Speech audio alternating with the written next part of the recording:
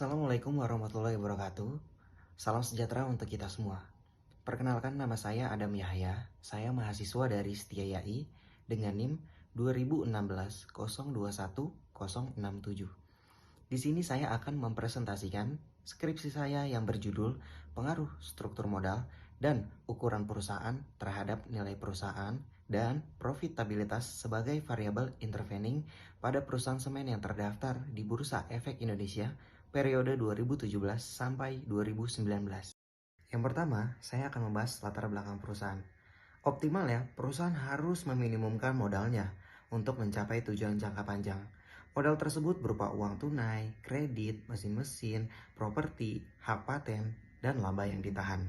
Aktivitas struktur modal ini dilakukan oleh manajer keuangan dan semua bagian keuangan lainnya. Sebelum membuat struktur modal, sumber dana yang dipilih harus dipertimbangkan agar bermanfaat dengan baik. Di sini kita akan mengetahui apakah struktur modal dan ukuran perusahaan berpengaruh terhadap nilai perusahaan, serta apakah profitabilitas dapat memediasi pengaruh struktur modal dan ukuran perusahaan pada perusahaan semen yang terdaftar di Bursa Efek Indonesia. Sehingga penelitian ini dapat bermanfaat untuk menambah pengetahuan dan wawasan, serta bisa dijadikan sebagai pertimbangan untuk perusahaan dalam menentukan struktur modal, ukuran perusahaan melalui profitabilitas untuk meningkatkan nilai perusahaan. Berikut ini adalah penjelasannya. Yang pertama, struktur modal yang berarti keseluruhan dana yang berasal dari utang jangka panjang dan modal sendiri yang digunakan untuk seluruh aktivitas perusahaan. Yang kedua, ukuran perusahaan yang berarti perbandingan besar kecilnya perusahaan. Yang ketiga, nilai perusahaan yang berarti tingkat keberhasilan suatu perusahaan. Yang keempat, profitabilitas yang berarti ukuran tingkat efektivitas pada jumlah keuntungan yang dihasilkan perusahaan. Yang kelima, laporan keuangan yang berarti informasi keuangan perusahaan. Kemudian diperoleh analisis sementara dari penelitian ini, yakni struktur modal dan ukuran perusahaan berpengaruh terhadap nilai perusahaan. Profitabilitas dapat memediasi pengaruh struktur modal dan ukuran perusahaan terhadap nilai perusahaan. Nah, selanjutnya, penelitian ini menggunakan metode kuantitatif dengan mengambil data dari website Indonesian Stock Exchange atau IDX pada tahun 2017 sampai 2019. Penelitian ini menggunakan populasi, yaitu perusahaan semen yang terdaftar di Bursa Efek Indonesia. Kemudian, jenis dan sumber data yang digunakan adalah data sekunder dari buku-buku jurnal ilmiah dan media. Data ini berupa Debt to Equity Ratio, DER, Return on Equity, ROE, dan Price to Earnings Ratio, PER, yang bersumber dari laporan keuangan perusahaan semen yang terdaftar di Bursa Efek Indonesia periode 2017 sampai 2019. Lalu di sini ada teknik sampling. Sampel penarikan ini dilakukan dengan metode purposive, yang mana perusahaan semen yang terdaftar adalah yang pertama PT Indosemen Tunggal Prakasa, yang kedua PT Semen Batu Raja, yang ketiga PT Semen Indonesia, yang keempat PT Waskita Beton, yang kelima PT Wijaya Karya Beton. Dari penelitian yang saya lakukan, diperoleh hasil sebagai berikut. Untuk mengukur nilai perusahaan, digunakan Price to Earning Ratio atau PER. Berdasarkan tabel diperoleh, menunjukkan jumlah data observasi yang digunakan sejumlah 30. Diketahui nilai rata-rata dari variabel PER atau Y sebesar 187,2627. Nilai tertinggi sebesar di 1830, yaitu di PT Semen Batu Raja pada tahun 2018 kuarter kedua. Nilai terendah sebesar 10,0589, yaitu di PT Wijaya Karya Beton tahun 2018 pada kuarter keempat. Dan nilai standar deviasi sebesar 382,89548. Kemudian, untuk mengukur profitabilitas digunakan Return on Equity atau ROE berdasarkan tabel menunjukkan jumlah data observasi yang digunakan sejumlah 30. Diketahui nilai rata-rata dari variabel ROE atau Z sebesar 0,0445, nilai tertinggi sebesar 0,1040, yaitu PT Wijaya Karya Beton pada tahun 2018 kuartal keempat. Nilai terendah sebesar 0,0022, yaitu di PT Semen Batu Raja pada tahun 2019 kuartal 2. Dan nilai standar deviasi sebesar 0,0269. Lalu, Untuk mengukur struktur modal menggunakan Debt to Equity Ratio atau DER. Berdasarkan tabel diperoleh menunjukkan jumlah data observasi yang digunakan sejumlah 30. Diketahui nilai rata-rata dari variabel DER atau X1 sebesar 0,8424. Nilai tertinggi sebesar 1,9466 yaitu di PT Wijaya Karya Beton pada tahun 2019 kuartal keempat. Nilai terendah sebesar 0,1555 yaitu di PT Indosemen Tunggal Prakasa pada tahun 2017 di kuartal kedua. Dan nilai standar deviasi sebesar 0,54036.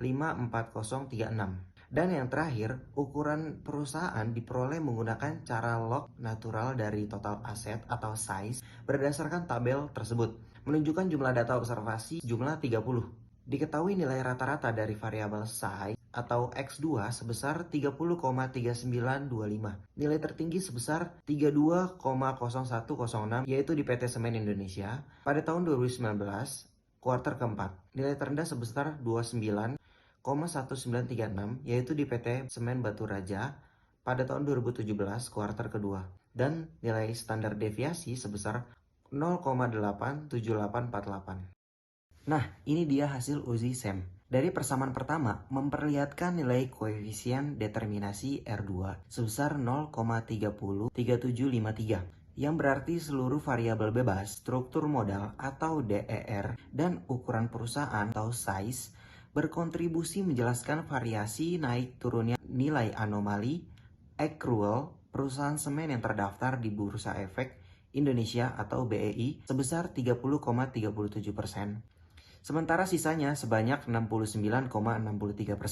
Dikemukakan dari faktor lain di dalam model tidak diikut sertakan. Sedangkan nilai koefisien determinasi disesuaikan sebesar 0,252179 yang artinya setelah derajat kebebasan atau degree of freedom dipertimbangkan. Seluruh variabel bebas dipilih dalam penelitian dapat menjelaskan nilai anomali accrual yang terjadi dalam perusahaan semen yang terdaftar di Bursa Efek Indonesia atau BEI sebesar 25,22%. Dan di persamaan kedua memperlihatkan nilai koefisien determinasi R2 sebesar 0,544255 yang berarti seluruh variabel bebas, struktur modal atau DER, dan ukuran perusahaan atau size berkontribusi menjelaskan variasi naik turunnya nilai anomali accrual perusahaan semen yang terdaftar di Bursa Efek Indonesia atau BEI sebesar 54,42%.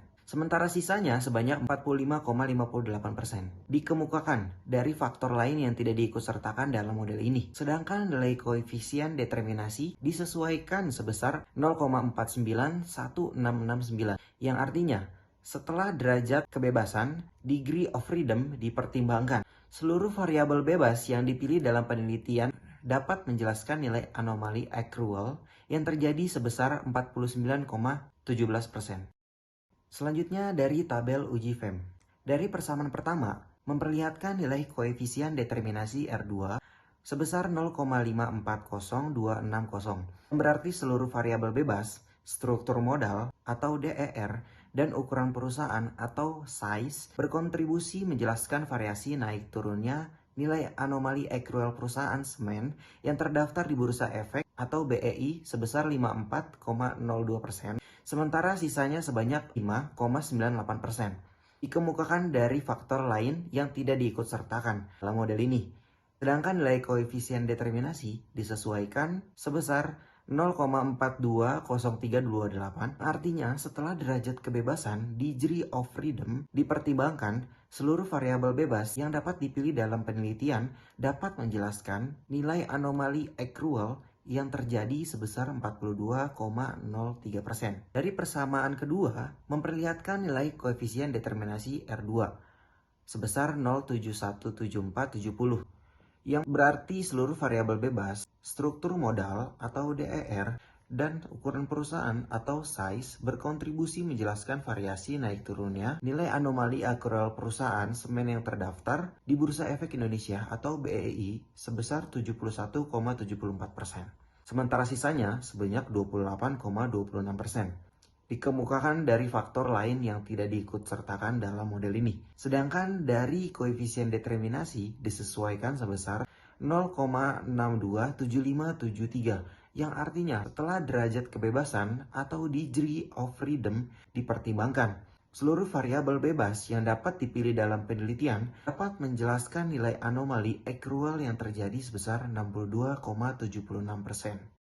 Selanjutnya, dari hasil uji rem di persamaan pertama memperlihatkan nilai koefisien determinasi R2 sebesar 0,078470, yang berarti seluruh variabel bebas, struktur modal atau DER, dan ukuran perusahaan atau size berkontribusi menjelaskan variasi naik turunnya nilai anomali sebesar 7,84%. Sementara sisanya sebanyak 92,16% dikemukakan dari faktor lain yang tidak diikutsertakan dalam model ini. Sedangkan nilai koefisien determinasi disesuaikan sebesar 0,010209, yang berarti setelah mempertimbangkan derajat kebebasan atau degree of freedom dipertimbangkan.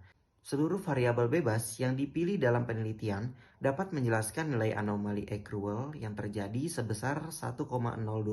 Dari persamaan kedua memperlihatkan nilai koefisien determinasi R2 sebesar 0,544255, yang berarti variabel bebas, struktur modal atau DER, dan ukuran perusahaan atau size berkontribusi menjelaskan variasi naik turunnya nilai anomali accrual perusahaan semen yang terdaftar di Bursa Efek Indonesia atau BEI sebesar 54,42%. Sementara sisanya sebanyak 45,58% dikemukakan dari faktor lain yang tidak diikutsertakan dalam model ini.